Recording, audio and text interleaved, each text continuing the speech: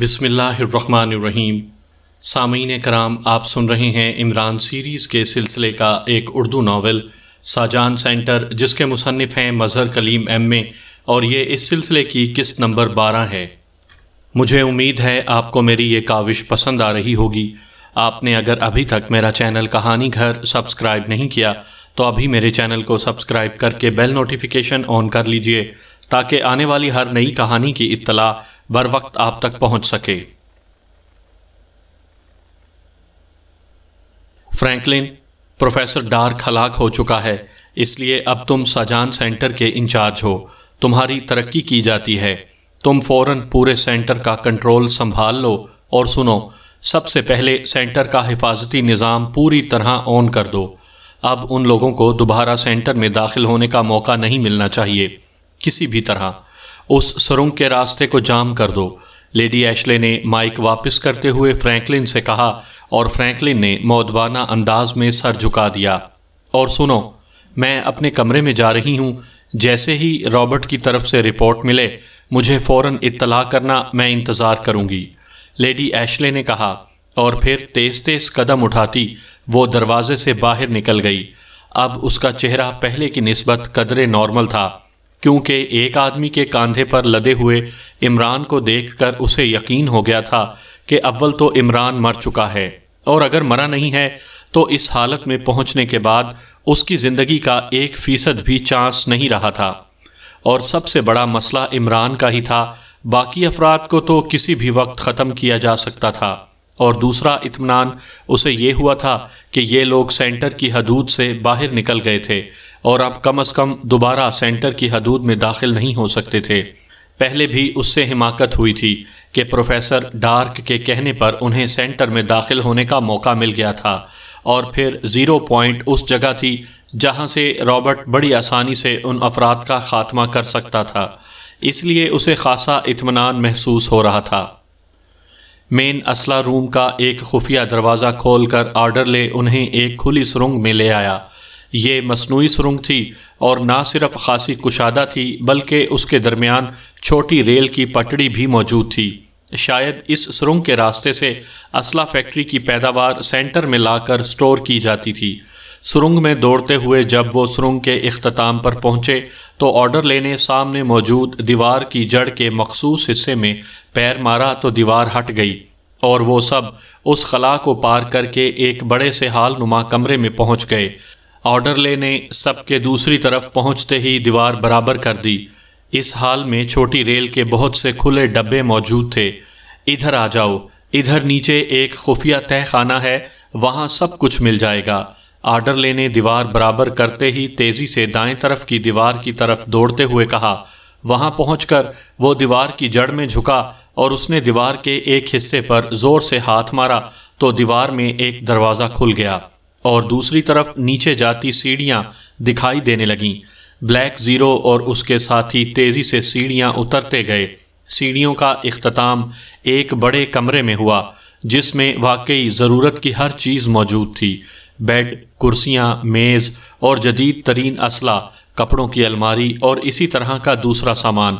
Black zero نے وہاں پہنچتے ہی جلدی سے عمران کو بیڈ پر لٹایا، اور اس کی جیکٹ کے بٹن کھول کر اس کی قمیص کو اس حصے سے پھاڑ دیا جو خون بہنے کی وجہ سے سرخ ہو چکی تھی۔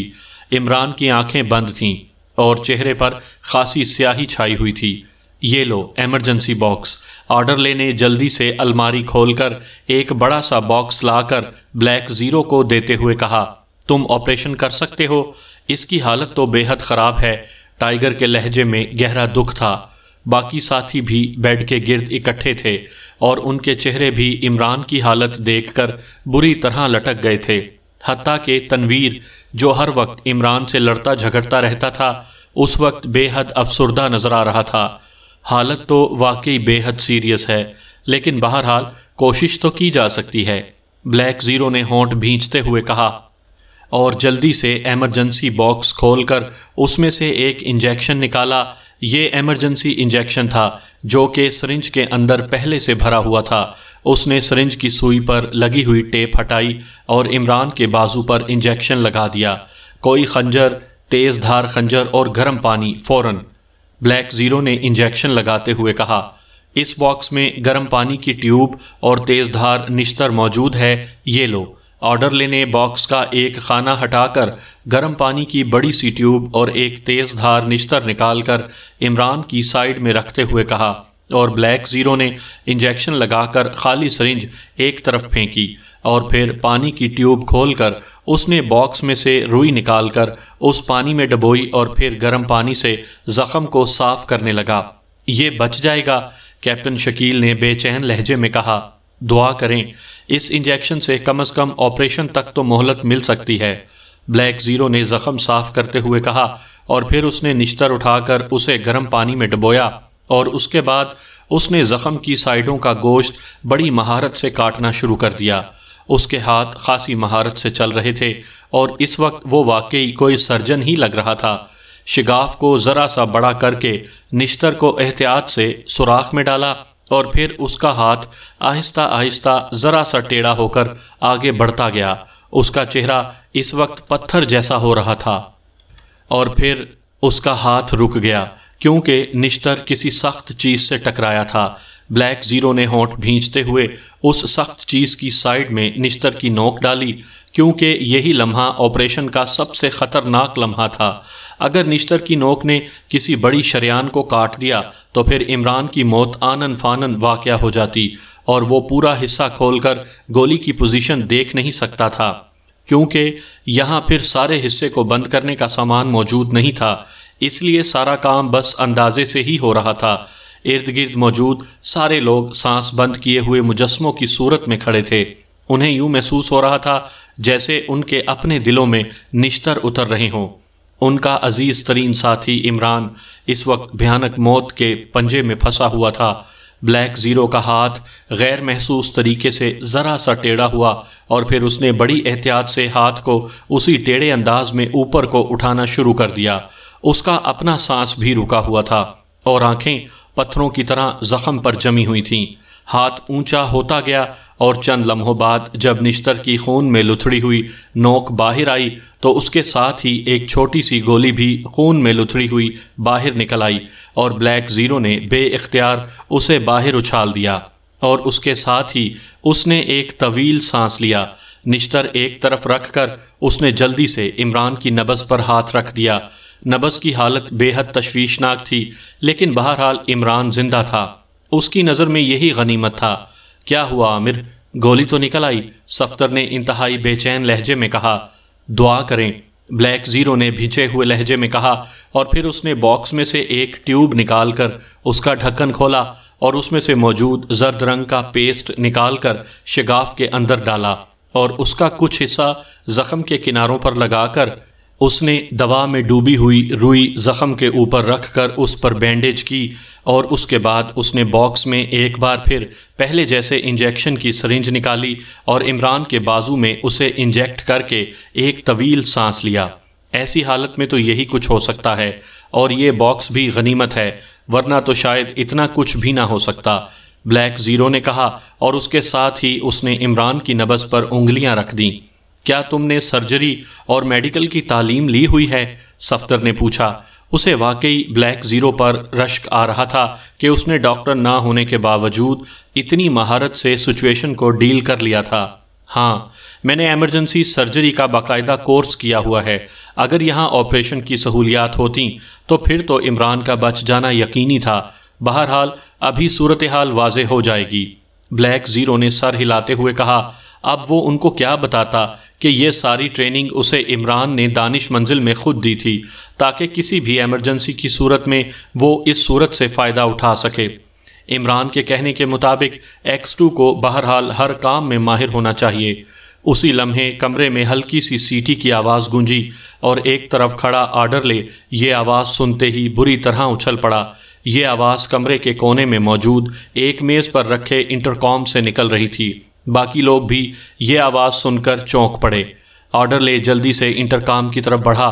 اس نے جلدی سے ریسیور اٹھا لیا اور انٹرکام سے نکلنے والی سیٹی کی آواز بند ہو گئی۔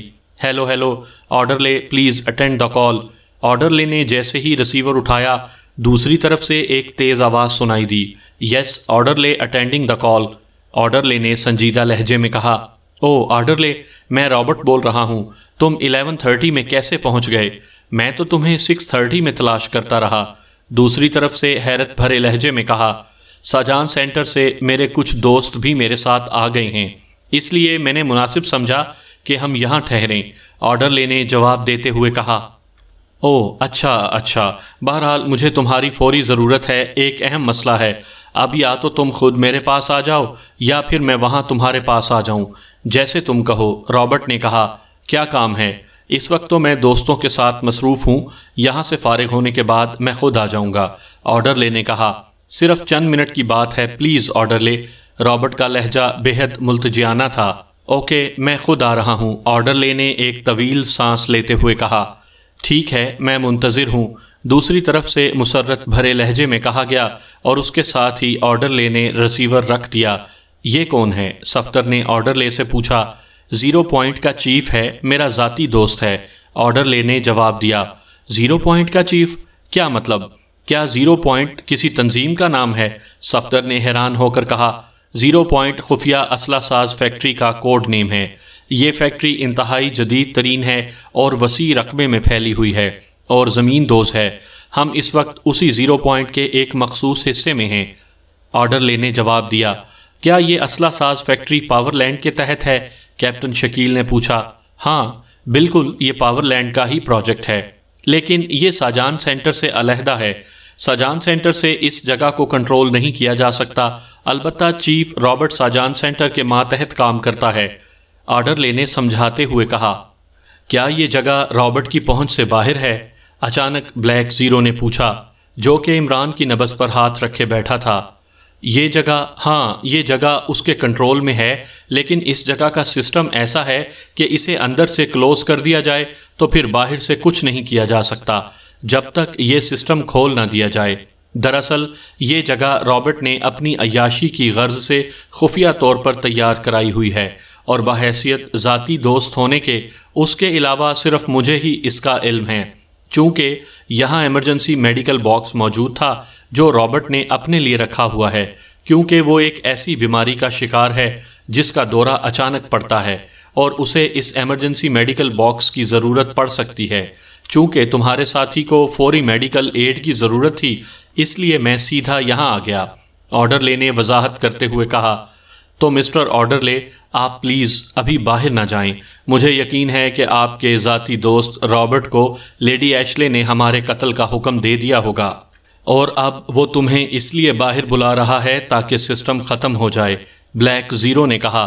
ایسا ہونا ناممکن ہے، رابرٹ کے ساتھ میرے دوستانہ تعلقات اس قدر گہرے ہیں کہ وہ کسی صورت بھی میرے خلاف کوئی ایکشن نہیں لے سکتا، آرڈر لے نے سر ہلاتے ہوئے بڑے اعتماد بھرے لہجے میں کہا۔ کیا کسی طرح رابرٹ کی نیت کو چیک کیا جا سکتا ہے؟ ٹائیگر نے اچانک پوچھا۔ ہاں ایک طریقہ ہے، آرڈر لے نے سر ہلاتے ہوئے کہا، اور وہ پھر تیزی سے اسی انٹرکام کی طرف بڑھا۔ اس نے انٹرکام کو اٹھا کر اس کے نیچے لگا ہوا بٹن دبا دیا اور پھر ریسیور اٹھا کر مختلف بٹنز پریس کرنا شروع کر دیے۔ اس کے بعد اس نے ریسیور رکھ دیا۔ اسی لمحے انٹرکام کی سائیڈ پر ایک چھوٹی سی سکرین روشن ہو گئی، اس پر مسلسل جھماکے ہونے شروع ہو گئے۔ اس کے بعد اس پر ایک منظر ابھر آیا اور آرڈر لے یہ منظر دیکھتے ہی بے اختیار جھٹکا کھا کر پیچھے ہٹ گیا، کیونکہ منظر ایک بڑے کمرے کا تھا جس میں 10 مسلح افراد موجود تھے اور درمیان میں رابرٹ کھڑا ہوا تھا۔ یہ ایک لمبے قد کا اور بھرے ہوئے جسم کا نوجوان تھا۔ آرڈر لے نے یہ منظر دیکھتے ہی جلدی سے انٹرکام کا ایک اور بٹن پریس کر دیا۔ سنو، چیئرمین میڈم ایشلے نے حکم دیا ہے کہ ہم نے آرڈر لے اور اس کے ساتھی حملہ آوروں کو دیکھتے ہی گولیوں سے اڑا دینا ہے، انہیں کوئی وقفہ نہیں دینا، کیونکہ وہ بے حد خطرناک لوگ ہیں۔ اس لیے تم لوگ منتظر رہنا، جیسے ہی آرڈر لے سسٹم اوپن کرے تم نے 11:30 میں زبردستی داخل ہونا ہے اور جو بھی نظر آئے اسے گولیوں سے اڑا دینا۔ رابرٹ کی گھمبیر آواز اب انٹرکام سے نکل کر کمرے میں گونج رہی تھی۔ باس، کیوں نہ 11:30 کو بم سے اڑا دیا جائے؟ ایک دبلے پتلے لیکن سرد مہر چہرے کے مالک نوجوان نے کہا۔ احمق ہو گئے ہو، یہ اسلحہ ساز فیکٹری ہے، یہاں بم کا استعمال خطرناک بھی ہو سکتا ہے۔ دوسری بات یہ ہے کہ 11:30 کا حفاظتی نظام ایسا ہے کہ اس پر بم اثر نہیں کر سکتے، اور مجھے یقین ہے کہ آرڈر لے باہر ضرور آئے گا۔ وہ مجھ پر اندھا اعتماد کرتا ہے، رابرٹ نے فرٹی کو ڈانٹنے کے انداز میں کہا۔ ٹھیک ہے باس، حکم کی تعمیل ہوگی، فرٹی نے سر جھکاتے ہوئے کہا۔ تم سب فوراً جا کر پوزیشنیں سنبھال لو، میں آرڈر لے کو دوبارہ کال کرتا ہوں۔ اسے اب تک آ جانا چاہیے، نہ جانے اسے کیوں دیر ہو گئی ہے، مادام رپورٹ کا بے چینی سے انتظار کر رہی ہیں، رابرٹ نے کہا، اور اس کے ساتھ ہی اس نے سامنے رکھی ہوئی مشین کی طرف ہاتھ بڑھایا۔ آرڈر لینے بجلی کی سی تیزی سے ایک اور بٹن پریس کر دیا اور سکرین تاریک ہو گئی۔ تمہاری بات درست تھی، واقعی میں اس پر اندھا اعتماد کر رہا تھا، لیکن اب ہم یہاں سے باہر کیسے نکلیں گے؟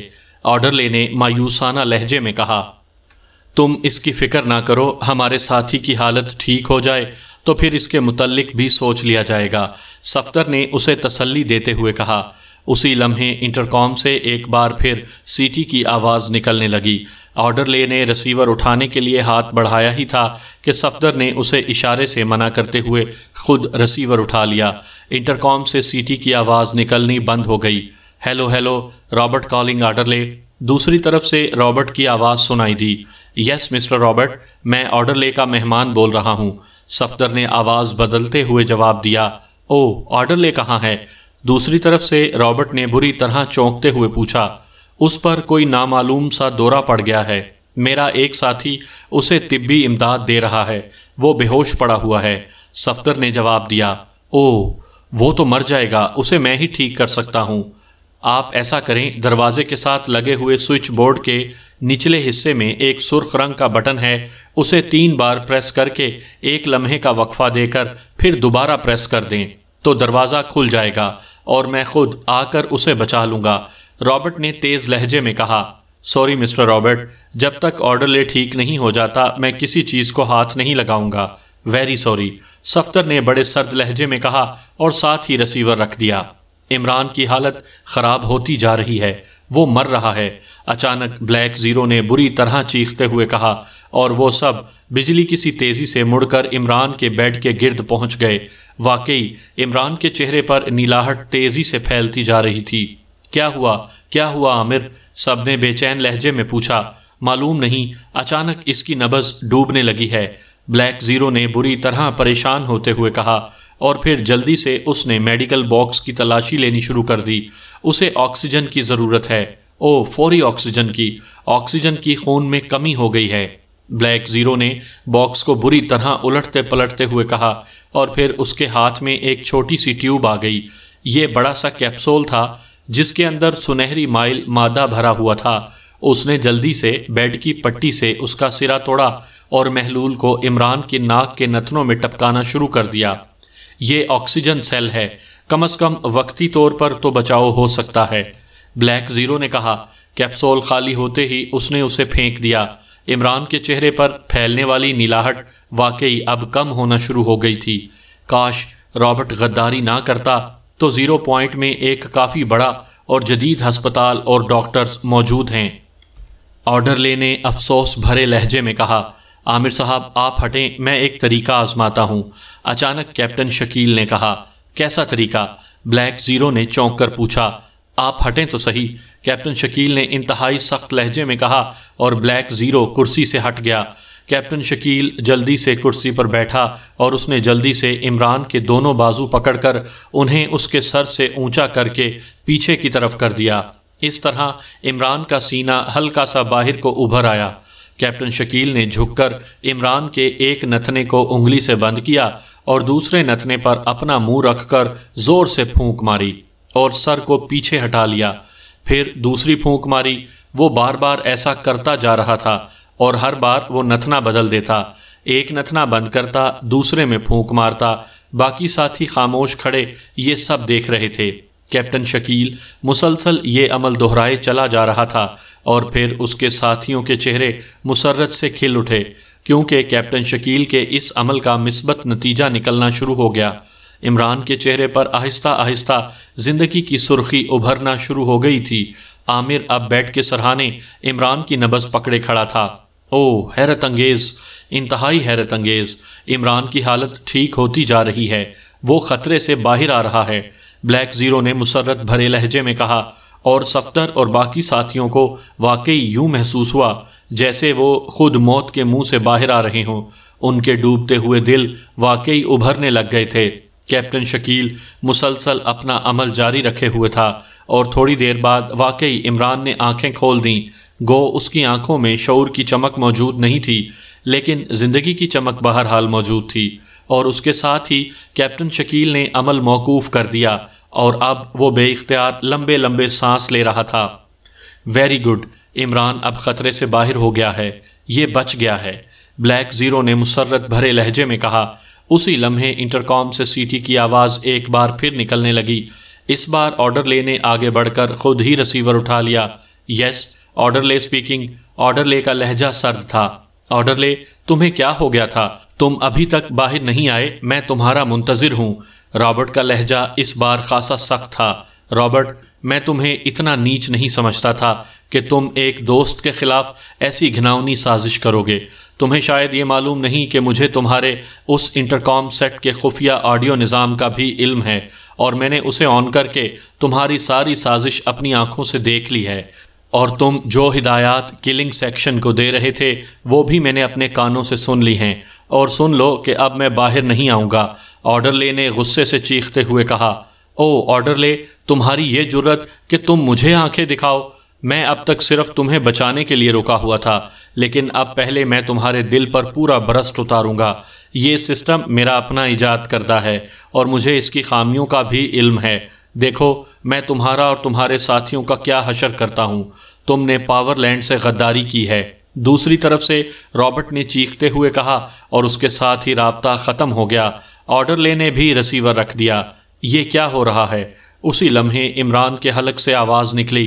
عمران، مبارک ہو، تم موت کے منہ سے بچ نکلے ہو۔ مسٹر عامر نے تمہارا آپریشن کیا، اور کیپٹن شکیل نے تم میں زندگی پھونک دی، صفدر نے مسکراتے ہوئے کہا۔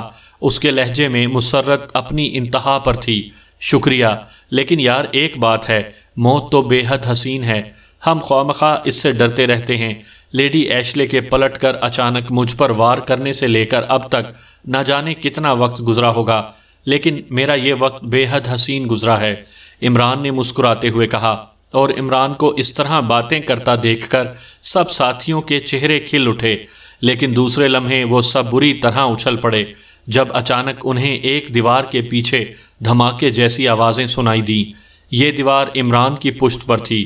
او رابرٹ، کوئی کاروائی کر رہا ہے، آرڈرلے نے اس بار سہمے ہوئے لہجے میں کہا۔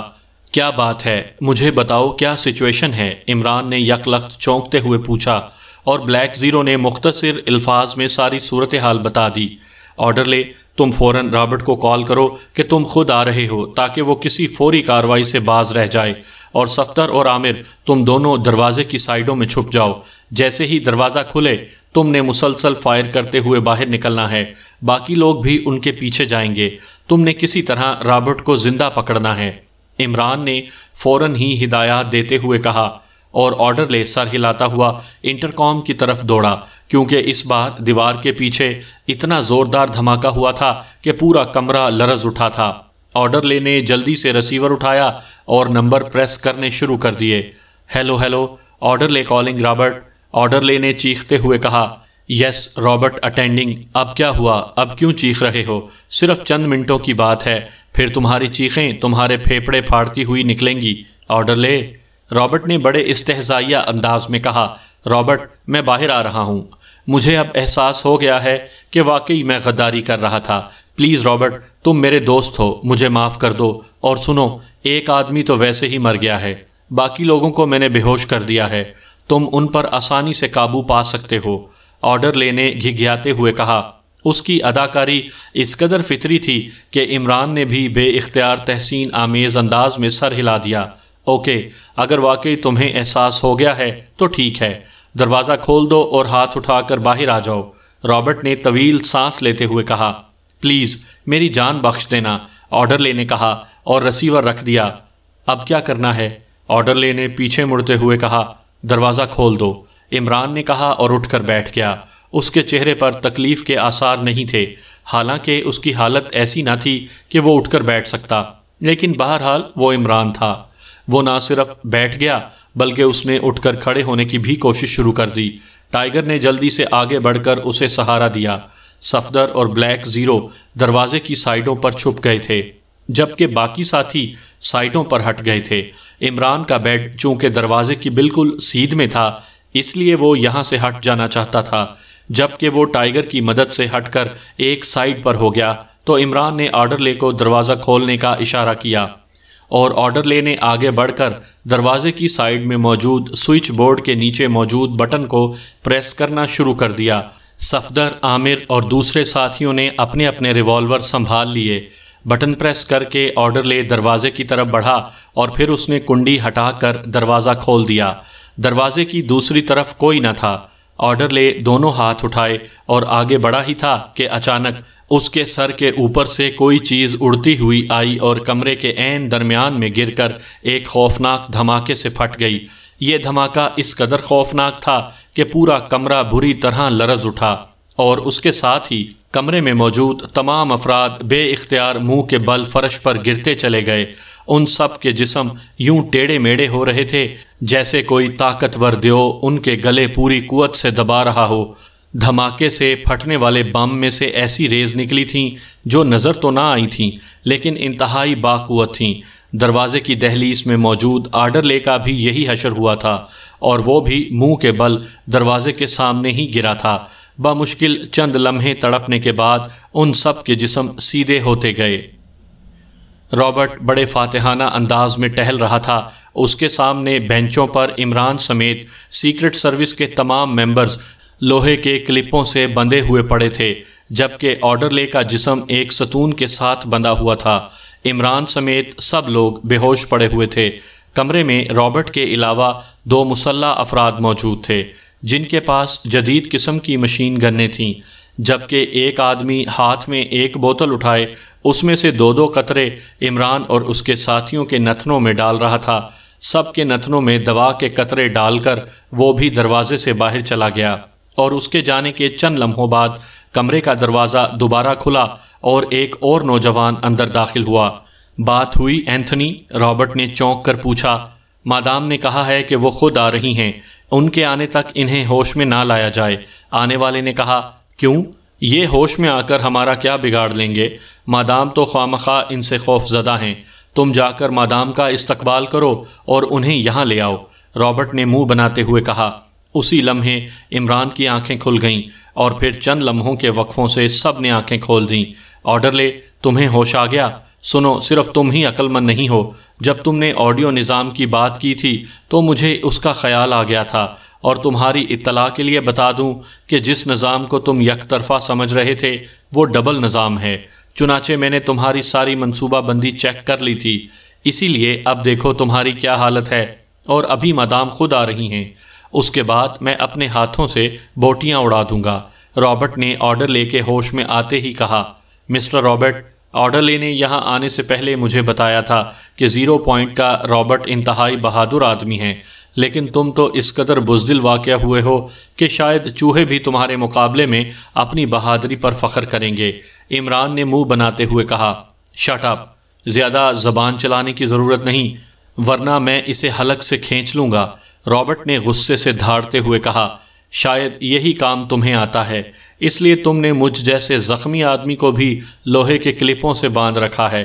نہ جانے دنیا میں بہادری نام کی چیز کہاں غائب ہو گئی۔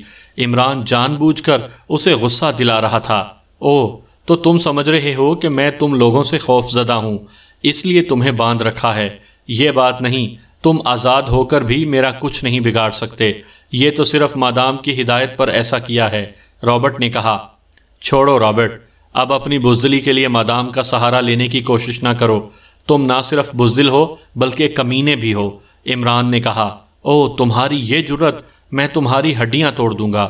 رابرٹ اس بار واقعی بری طرح کھول اٹھا، اور پھر وہ تیزی سے عمران کی طرف بڑھا۔ اس کا انداز ایسا تھا جیسے وہ عمران کو قتل ہی کر ڈالے گا۔ مادام کے سامنے اپنی بہادری کا مظاہرہ کرنا تاکہ اسے بھی پتہ چل سکے کہ اس کے آدمی بندھے ہوئے زخمیوں پر ہی تشدد کر سکتے ہیں۔ عمران نے بڑے سرد لہجے میں کہا، اور رابرٹ یک لخت ٹھٹک کر رک گیا۔ اس کا چہرہ ٹماٹر کی طرح سرخ ہو رہا تھا۔ اسے کھول دو، میں مدام کے آنے سے پہلے اس کی ہڈیاں اپنے ہاتھوں سے توڑنا چاہتا ہوں، رابرٹ نے بری طرح چیختے ہوئے کہا، اور اسی لمحے ایک آدمی تیزی سے آگے بڑھا اور اس نے عمران کی بینچ کے نیچے ہاتھ ڈالا تو کھٹاک کی آواز کے ساتھ ہی لوہے کے کلپ غائب ہو گئے۔ اٹھ کر کھڑے ہو جاؤ سورما صاحب، میں دیکھتا ہوں تم میں کتنی جان ہے، رابرٹ نے ہونٹ کاٹتے ہوئے کہا۔ تم واقعی بزدل ہو رابرٹ، ایک زخمی کو للکار رہے ہو، اسی لمحے ستون سے بندھے ہوئے آرڈر لینے بڑے نفرت بھرے لہجے میں کہا، اور رابرٹ اسے جواب دینے کے لیے تیزی سے گھوما ہی تھا کہ یک لخت عمران، جو اب اٹھ کر بینچ پر اس طرح بیٹھ چکا تھا کہ اس کے پیر نیچے زمین کو لگ رہے تھے، اس نے اپنا ہاتھ آگے بڑھایا اور گھومتا ہوا رابرٹ یک لخت اچھل کر عمران کے سینے سے ایسے جا لگا جیسے لوہا مقناطیس سے چمٹتا ہے۔ عمران کا ایک بازو اس کی گردن کے گرد اور دوسرا اس کے پیٹ کے گرد جم گیا۔ رابرٹ نے یک لخت جھٹکا دے کر عمران کو اپنے سر کے اوپر سے اچھالنا چاہا۔ ابھی تم بچے ہو رابرٹ، یہ ٹھیک ہے کہ میں زخمی ہوں،